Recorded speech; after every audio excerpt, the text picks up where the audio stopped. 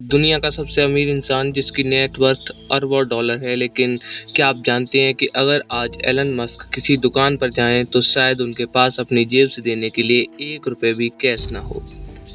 जी हाँ, दुनिया के सबसे अमीर आदमी के पास न तो कोई फिक्स्ड सैलरी आती है और ना ही उनके बैंक अकाउंट में अरबों रुपए कैश जमा है। चौंक गए?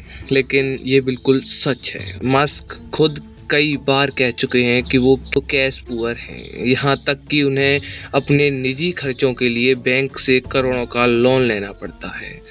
एलोन मस्क खुद कह चुके हैं कि उनके पास सिर्फ 0.1% कैश है और उनकी बाकी सारी नेटवर्थ शेयर से आती है। तो फिर सवाल ये उठता है कि अगर जेब में कैश नहीं तो वो दुनिया के सबसे अमीर इंसान कैसे बने? उनकी तिजोरी में कैश की जगह ऐसा क्या छिपा है? आज के इस वीडियो में हम पूरी रिसर्च और लॉजिक के साथ एलन मस्क की अमीरी का वो सच जानेंगे जो आपको कोई स्कूल या कॉलेज नहीं सिखाता। तो वीडियो में आगे बढ़ने से पहले थैंक्स गाइस, आपने मुझे सपोर्ट किया। आपने 100 से ऊपर सब्सक्राइबर्स करा दिए, 100+। ये छोटा नंबर आपको लग सकता है लेकिन मुझे नहीं, मेरे लिए एक शुरुआत है। चलो आगे बढ़ते हैं। तो पहला लॉजिक समझिए, मस्क की अमीरी का राज कैश नहीं बल्कि स्टॉक ऑप्शंस हैं। एलन मस्क टेस्ला या अपनी किसी भी कंपनी से कोई सैलरी या कैश बोनस नहीं लेते। साल 2018 में टेस्ला के साथ एक अनोखा एग्रीमेंट किया था।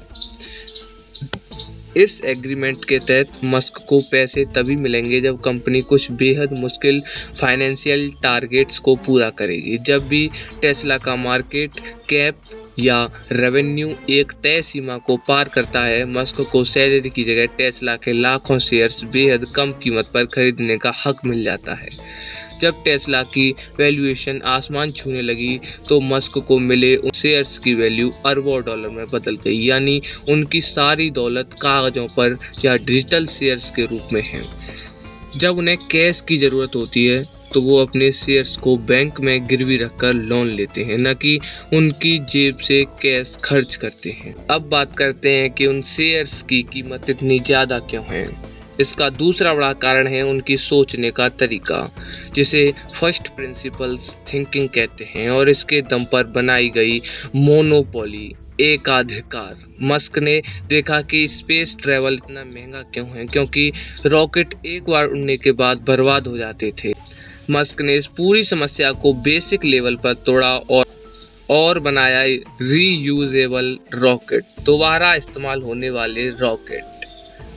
स्पेस एक्स रीयूजेबल रॉकेट बनाकर स्पेस ट्रैवल की लागत 70% तक कम कर दी। आज दुनिया के ज़्यादातर सैटेलाइट्स स्पेस एक्स ही लॉन्च करता है। टेस्ला जब सब इलेक्ट्रिक कारों को बोरिंग समझते थे, तब मस्क ने उसे एक स्टेटस सिंबल और टेक प्रोडक्ट बना दिया।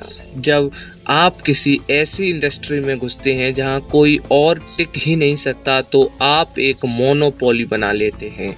इसी वजह से उनकी कंपनियों की वैल्यू लगातार बढ़ती रहती है। तीसरा कारण है वर्टिकल इंटीग्रेशन। ज़्यादातर पारंपरिक कार कंपनियां क्या करती हैं? वो टायर किसी और से लेंगी, सॉफ्टवेयर किसी और से बनवाएंगी और बैटरी किसी तीसरी कंपनी से खरीदेंगी। इससे उनका प्रॉफिट मार्जिन कम हो जाता है। लेकिन एलन मस्क की स्ट्रेटजी अलग है। टेस्ला अपनी कारों के लिए बैटरी सेल्स से लेकर खुद का सेल्फ ड्राइविंग सॉफ्टवेयर और कंप्यूटर चिप तक खुद डिजाइन और मैन्युफैक्चर करती है। इसका फ़ायदा ये है कि बिचौलियों का मुनाफा खत्म हो जाता है और पूरी सप्लाई चेन पर मस्क का कंट्रोल रहता है। यही कारण है कि एक आम कार कंपनी के मुकाबले टेस्ला हर कार पर बहुत ज़्यादा प्रॉफिट मार्जिन कमाती है, जिससे निवेशकों का भरोसा बढ़ता है और मस्क की नेटवर्थ और ऊपर जाती है। चौथा और सबसे एडवांस कारण है उनका इकोसिस्टम। मस्क की कंपनियां अलग अलग दिखती हैं, लेकिन वो अंदर ही अंदर एक दूसरे की मदद करती हैं।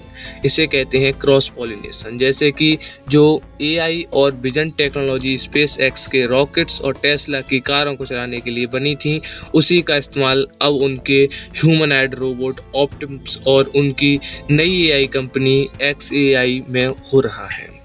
स्टारलिंक के सैटेलाइट्स जो इंटरनेट दे रहे हैं, उनका इस्तेमाल भविष्य में टेस्ला की कारों को हर वक्त कनेक्ट रखने के लिए किया जाएगा। यानी एलोन मस्क एक ऐसी मशीन चला रहे हैं जहां एक कंपनी की रिसर्च दूसरी कंपनी को और कीमती बना देती है। नतीजा, हर कंपनी की वैल्यू बढ़ती है और मस्क बिना कैश के भी और अमीर होते जाते हैं। तो दोस्तों, अब आप समझ गए होंगे कि एलन मस्क के पास भले ही आपकी और हमारी तरह बैंक अकाउंट में कैश न पड़ा हो, लेकिन वो दुनिया की उन कंपनियों के सबसे बड़े मालिक हैं जो इंसानी सभ्यता का भविष्य तय कर रही हैं। चाहे वो स्पेस हो, ट्रांसपोर्ट हो या आर्टिफिशियल इंटेलिजेंस, उन्होंने अपनी पूरी संपत्ति को दांव पर लगाकर ऐसे रिस्क लिए जो कोई और सोच भी नहीं सकता था। आपको क्या लगता है, कैश की जगह शेयर्स के दम पर अमीर बने रहने का मस्क का ये फॉर्मूला कितना सही है? अपने विचार नीचे कमेंट में ज़रूर बताएं। अगर वीडियो में दी गई रिसर्च और लॉजिक पसंद आया हो तो वीडियो को लाइक और चैनल को सब्सक्राइब करना मत भूलिए। मिलते हैं अगले वीडियो में। जय हिंद, जय भारत।